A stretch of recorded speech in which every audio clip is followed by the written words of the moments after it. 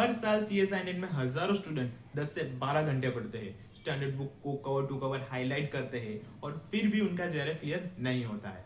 और सबसे बड़ा सवाल है क्यों? क्योंकि वो सारे स्टूडेंट द यूनिवर्सिटी ट्रैप में फंसे हुए हैं। वो इस नेशनल लेवल कॉम्पिटिटिव एग्जाम के लिए एग्जैक्टली वैसे ही पढ़ रहे हैं जैसे वो अपने मास्टर ऑफ साइंस के सेमेस्टर एग्जाम्स के लिए पढ़ते थे। As an all India ranker, let me expose the most brutal reality of this exam. NTA को इस बात से कोई फर्क नहीं पड़ता कि आपको लाइफ साइंस का कितना प्यार है और आप कितनी किताबें पढ़ी है। सीएसआई नेट आपकी डीप लॉजिकल नॉलेज का टेस्ट नहीं है, ये प्योरली एक नंबर गेम और एनालिटिकल डिसीजन मेकिंग का टेस्ट है under extreme time pressure. University exam में आप 5 पेज की थ्योरी लिखते हैं और एग्जामिनर आपको 10 मार्क्स दे देता है, वहाँ नॉलेज डिक्टेट करती है। लेकिन सीएसआई नेट में आपको सिर्फ बबल टिक करना है और गलत ऑप्शंस को रूथलेसली एलिमिनेट करना है। जो स्टूडेंट्स टॉप 100 रैंक लाते हैं वो जरूरी नहीं है कि वो बायोलॉजी का सबसे बड़ा स्कॉलर हो, लेकिन वो इस एग्जाम का पैटर्न का सबसे बड़ा हैकर जरूर होता है। आज की इस मास्टर क्लास में मैं आपको वो एग्जैक्ट टॉपर फॉर्मूला और अपनी all India rank education strategy दूंगा जिससे एवरेज स्टूडेंट्स कंप्लीटली इग्नोर करता है। अगर आप इस साल सच में जेआरएफ निकालना चाहते हैं तो एक यूनिवर्सिटी स्टूडेंट की तरह पढ़ना बंद कीजिए और एक रैंकर की तरह एग्जीक्यूट करना शुरू कर दीजिए। Let's decode the formula. सबसे पहली और सबसे डिस्ट्रक्टिव आदत जिसे मैक्सिमम स्टूडेंट्स सफर करते हैं, मैं उसे कहता हूं the Telegram PDF collector syndrome. जब एक एवरेज स्टूडेंट यूनिट 3 यानी फंडामेंटल प्रोसेस पढ़ना शुरू करता है तो उसके फोन में 5 अलग अलग कोचिंग इंस्टीट्यूट्स के नोट्स होते हैं और 4 अलग अलग रेफरेंस बुक की प्रिंटेड पीडीएफ होती है। उन्हें लगता है कि जिसके पास सबसे ज्यादा मटेरियल होगा उसका सिलेक्शन होगा। ये एग्जाम प्रिपरेशन नहीं, डेटा होल्डरिंग है।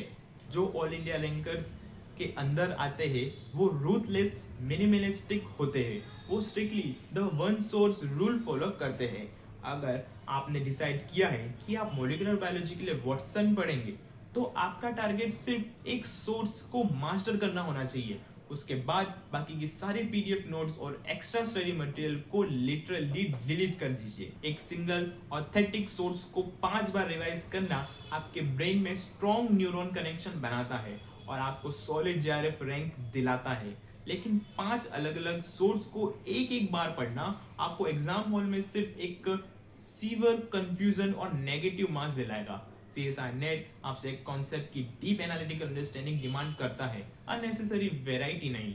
Lock your source today and stop downloading other sources. तीसरा और सबसे बड़ा सीक्रेट जो टॉपर कभी ओपनली डिस्कस नहीं करते और वो है प्रीवियस ईयर्स क्वेश्चंस को सॉल्व करने का एक्चुअल तरीका।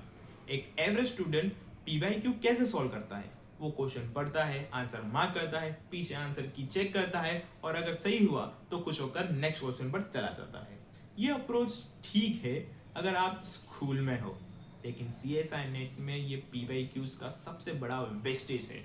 जो टॉप रैंकर्स होते हैं वो क्वेश्चन सॉल्व नहीं करते, वो क्वेश्चंस को रिवर्स इंजीनियरिंग करते हैं।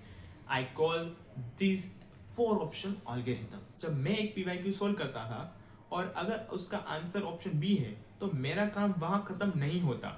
मैं वहां रुकता हूं और खुद से पूछता हूं एनटीए के पेपर सेटर ने ऑप्शन ए, सी और डी यहाँ क्यों रखा? ये ऑप्शन किस कॉन्सेप्ट से उठाए गए हैं? एनटीए हवा में नए नए कॉन्सेप्ट क्रिएट नहीं करता। जो ऑप्शन 2023-2024 के पेपर में गलत थे वही ऑप्शन आपके 2026 के पेपर में क्वेश्चन बनकर आएंगे। अगर आप उन गलत ऑप्शंस के बैकग्राउंड हिस्ट्री और कॉन्सेप्ट को पढ़ लेते हैं तो आप इफेक्टिवली एग्जामिनर के माइंडसेट को हैक कर रहे हैं और आने वाले पेपर्स को प्रिडिक्ट कर रहे हैं। पीवाईक्यूज को आंसर चेक करने के लिए नहीं, एनटीए की अगली चाल समझने के लिए यूज कीजिए। सीएसआई नेट लाइफ साइंस में जेआरएफ वो स्टूडेंट नहीं निकालता जो सबसे ज्यादा क्वेश्चन सॉल्व करता है। जेआरएफ वो निकालता है जिसे एग्जैक्टली पता हो कि कौन से क्वेश्चंस उसे टच भी नहीं करने हैं। सेक्शन सी इस एग्जाम का सबसे बड़ा साइकोलॉजिकल ट्रैप है। आपके सामने 75 क्वेश्चंस होते हैं, आपको सिर्फ 25 अटेम्प्ट करने हैं। एवरेज स्टूडेंट्स का एग्जाम हॉल में सबसे बड़ा दुश्मन उसका खुद का ईगो होता है। अगर उन्होंने किसी यूनिट पर 2 महीने लगाए हैं और अगर उस यूनिट का मैसिव 1 पेज लंबा ग्राफ बेस्ड क्वेश्चन आ जाता है तो उनका ईगो उन्हें फोर्स करता है उन क्वेश्चंस को सॉल्व करने के लिए, चाहे उसमें 10 मिनट वेस्ट हो जाए। Listen to me very carefully, toppers का एग्जाम हॉल में कोई ईगो नहीं होता, उनका सिर्फ एक टारगेट होता है, सेफेस्ट 25 क्वेश्चंस ढूंढना। इसके लिए मैं the 30 second rule, filter rule use करता हूं। अगर सेक्शन सी में मेरे सामने एक लंबा पैराग्राफ या एक हाईली कॉम्प्लेक्स ग्राफ आता है, मैं खुद को एग्जैक्टली 30 सेकंड देता हूं। अगर उस 30 सेकंड में उस क्वेश्चन के कोर कॉन्सेप्ट में मेरे माइंड में क्लिक कर नहीं कर रहा है, तो मैं उसको तुरंत स्किप कर देता हूँ। No emotional attachment, no time waste. आपको 75 के 75 क्वेश्चन रीड करने की जरूरत नहीं है। अगर आपने एक मुश्किल क्वेश्चन छोड़कर एक 4 मार्क्स का आसान क्वेश्चन ढूंढ लिया, तो उन दोनों की वैल्यू एग्जैक्टली सेम है।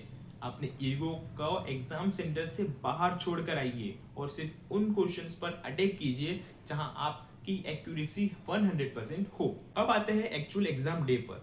जब आप सीबीटी स्क्रीन के सामने बैठे हैं, तब एक एवरेज स्टूडेंट और एक टॉपर की अप्रोच में जमीन आसमान का फर्क होता है। अगर आप क्वेश्चन नंबर 1 से स्टार्ट करके line to line question number 145 तक जा रहे हैं, तो आप प्रैक्टिकली अपना ब्रेन एग्जॉस्ट कर रहे हैं। टॉपर्स पेपर को एक बार में सॉल्व नहीं करता, वो द 3 राउंड स्ट्रेटेजी यूज करता है। Round 1, the sniper mode. पहला 1 से 1.5 घंटे में आपको सिर्फ उन क्वेश्चन पर टिक करना है जहां आपकी एक्यूरेसी 100% है। इस राउंड में आप प्योर पेपर्स को गो थ्रू करते हैं और सिर्फ आसान डायरेक्ट क्वेश्चन उठाते हैं, कोई गेसिंग नहीं करते हैं, कोई लंबा कैलकुलेशन नहीं करते हैं। स्नाइपर की तरह सिर्फ एक परफेक्ट शॉट लीजिए, एक राउंड एग्जाम हॉल में आपका कॉन्फिडेंस स्काई रॉकेट कर देगा। Round 2, the 50-50 zone.